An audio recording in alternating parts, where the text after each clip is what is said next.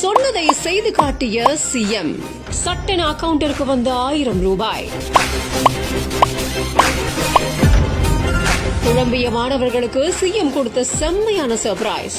ஆட்சி மாறினாலும் மாணவர்களுடைய கனவுக்கு நோ காம்ப்ரமைஸ்.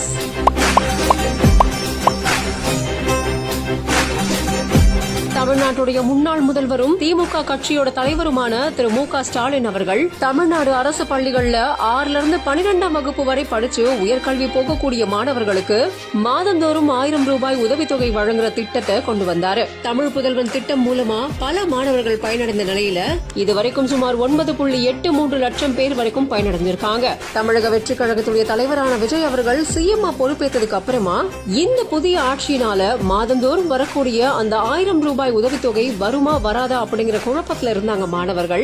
இதை தொடர்ந்து சட்டப்பேரவை நிகழ்வுல எதிர்க்கட்சி தலைவரான திரு உதயநிதி ஸ்டாலின் அவர்கள்